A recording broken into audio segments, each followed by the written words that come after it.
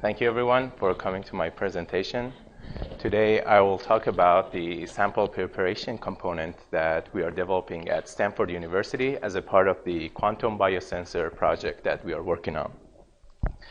So the quantum biosensor works based on the premise that as the analyte gets absorbed onto the surface, the electronic charge flux crossing the interface undergoes a quantum mechanical transition process that is unique to the chemical composition of the analyte. So it basically provides a unique quantum signature that we can use to detect the protein or analyte of interest in a label-free and probe-free fashion.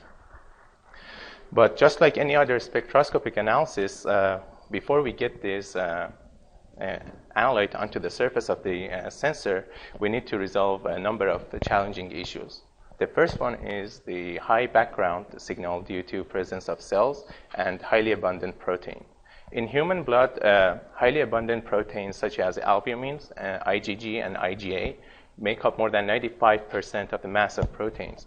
And also the dynamic range of the mass of proteins spans over 9 orders of magnitude, which basically results in difficulties in quantification and performing the spectroscopic analysis. Also keep in mind that probe-free sensing modalities typically rely on phenomena that takes place on the length scales on the order of a few nanometers or less. Therefore, at this length scale, the size of the protein becomes relevant, and in fact, the orientation of the protein as it absorbed onto the surface becomes very important. Therefore, if we really want to have a robust, strong, and consistent signature, we need to make sure that we come up with some sort of mechanism to control the orientation of the molecules as they get absorbed onto the surface. So here we propose a sample preparation platform for delivery of proteins with controlled orientation purified from a complex biological sample. Our vision is starting from the sample taken from the patient. We first deplete highly abundant proteins and cells, and then we use electric field to control the orientation of proteins as they get absorbed onto the surface. And then we measure the electronic tunneling spectrum and signature of the molecule. But for the purpose of the talk today, I'll focus on the sample preparation component that consists of 3 stages. So the first stage is a microfluidic mixer. And in this mixer, we mix the blood sample with micron-sized beads that are covered with antibodies targeting highly abundant proteins. And here we use the serpentine pattern to increase the length of mixing. And of course, at the top of the channel, using the Whiteside's and colleagues concept, we use chevron pattern to induce chaotic mixing. And with this method, we were able to reduce IgG concentration down to 35 nanomolar. And we verified this with fluorescent readout titration. And fortunately, we just got a lecture on DEP, so I don't need to spend time on this.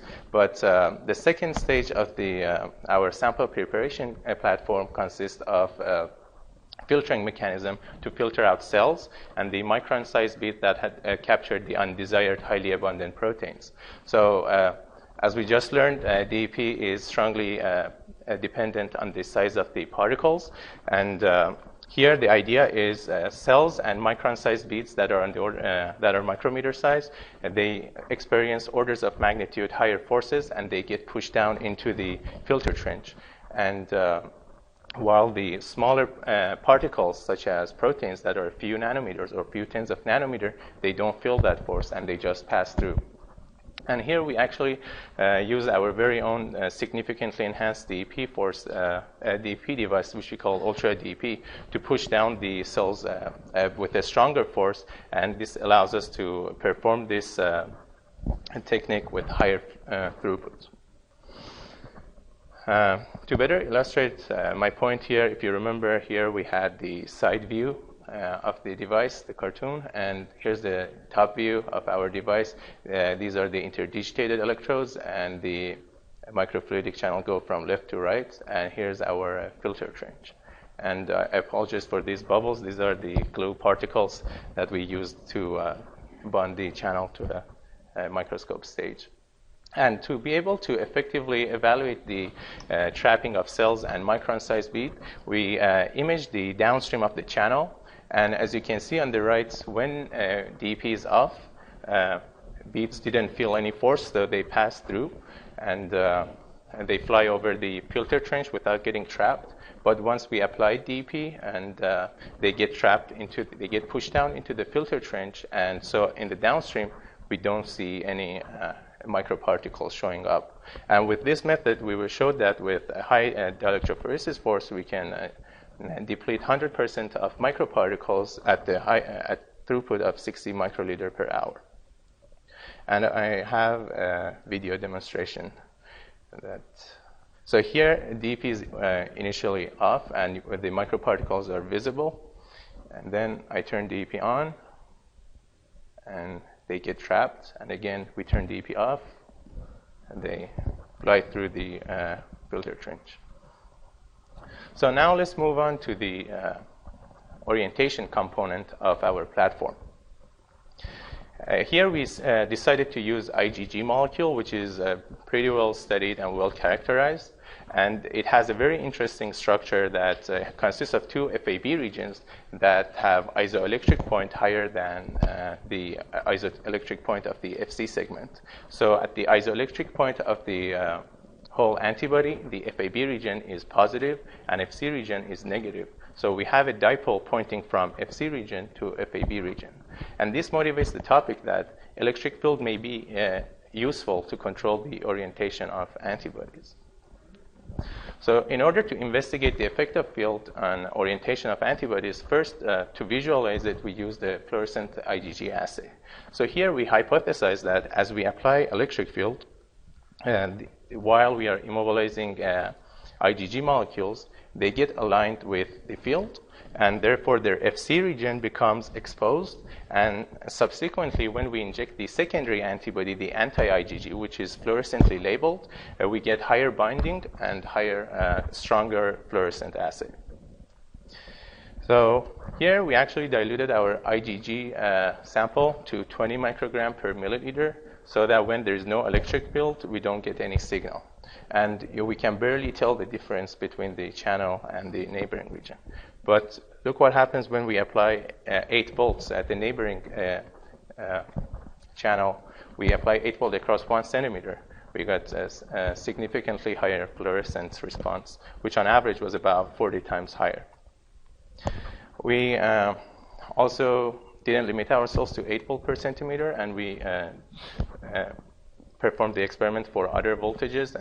But what we had to do was we had to keep the electric field small so that we don't couple in other electroosmotic effects and electrophoretic effects.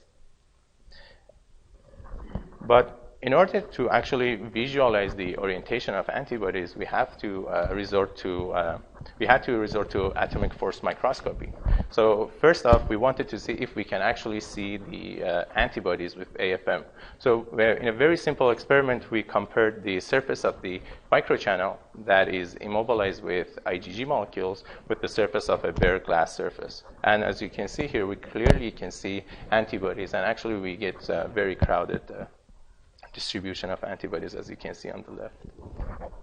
Then this motivated us for the next round of experiment, where we performed side-by-side experiment, where in both of these channels we injected IgG molecules, but for one we didn't apply any electric field, and for the other we applied electric field. And as you can see on the left, the microchannel that didn't experience any electric field has only random features and random orientation of antibodies, while the channel on the right, we clearly see a highly structured, highly oriented, in uniform straight lines pattern of antibodies.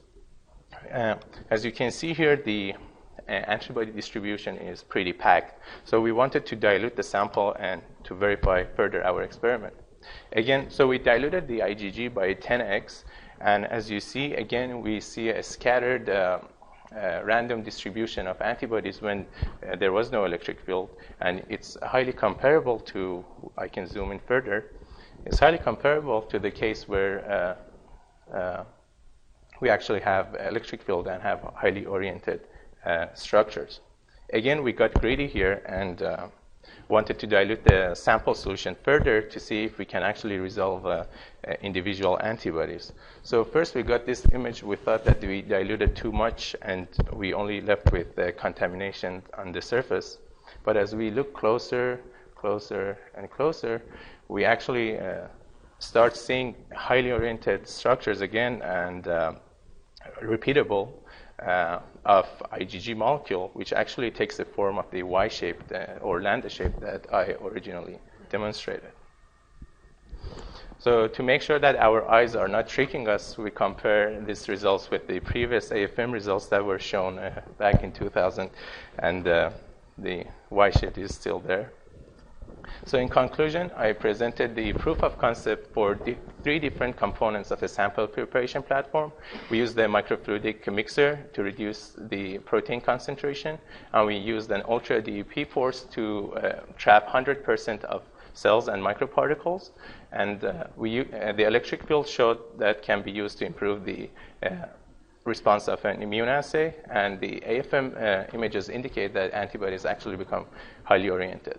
So as for future work, first of all, we're going to integrate all these presented components under a microfluidic device, so we have an autonomous way of detecting proteins. We're going to introduce molecular dynamic simulations to make sure we can explain simulation-wise and from modeling point of view these great results that we are seeing from the experimentation side. And then we're going to explore the AFM capabilities to see if we can actually control the orientation of adsorption of antibodies, and we can do the we can orient the antibodies in real time. Then we will move toward 3D orientation by introducing a third dimension with our electrodes. And then finally, we're going to use the quantum tunneling sensor to study the bound motifs. And at the end, I would like to acknowledge the contribution and advice of my supervisors, Dr. Javanmard, Professor Howe, and Professor Davis. And of course, my colleagues that are very helpful, Dr. Gupta and Chang, and the DARPA grant that we received. And special thanks to the program manager, Dr. Rogers, for providing this amazing opportunity. So thank you for your attention.